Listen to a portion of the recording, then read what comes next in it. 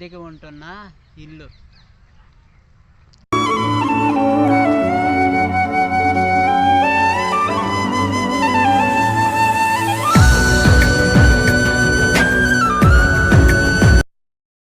ఆదివారం ఆరాధనకు బయలుదేరాను. సేవకులారా, సువార్తికులారా, యేసయ్య కోరుకున్న శ్రామికులారా, సేవకులారా, సువార్తికులారా, మీ మాదిరికై వందనము. ఈమె నా భార్య. ఆరాధనకు వెళ్ళడానికి బండి తీసుకుని వస్తుంది. శ్రామికులారా, సేవకులారా, సువార్తికులారా, మీ మాదిరికై వందనము. ఉన్నత పనికై మమ్మును పిలచిన దేవా, మా కొరకై నీ ప్రాణం అర్పించితివి. నీలో నిలచి ఉండుటే మా భాగ్యము, నీ కొరకై జీవించెదము. సేవకులారా, సువార్తికులారా, యేసయ్య కోరుకున్న శ్రామికులారా, సేవకులారా, సువార్తికులారా, మీ మాదిరికై వందనము. కొత్తూరులో ఉన్న ప్రార్థనా మందిరంకు బయలుదేరాను.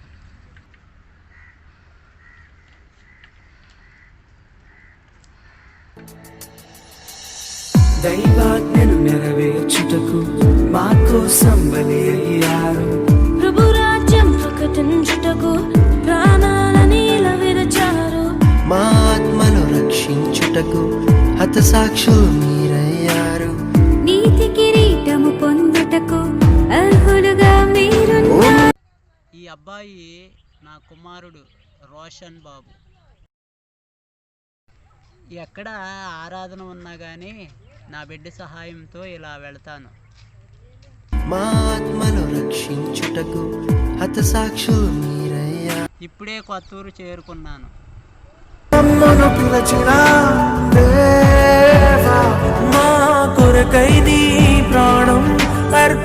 దేవుడు ఇచ్చిన పచ్చని ప్రకృతి మధ్య నా ప్రయాణం సాగుతుంది. నీ కొరకై జీవించెదము.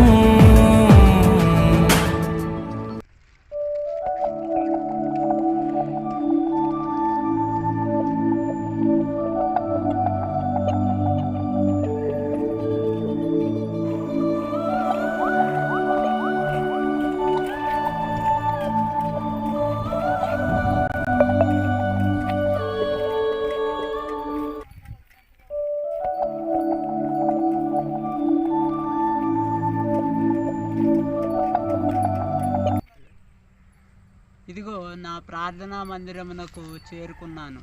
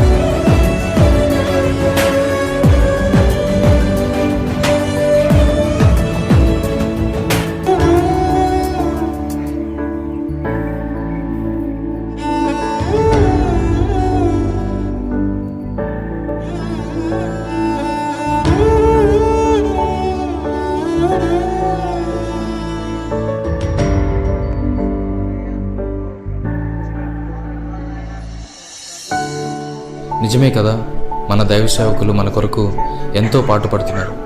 మన జీవితంలో కష్టం వస్తే వారు కన్నీటితో ప్రార్థన చేస్తున్నారు.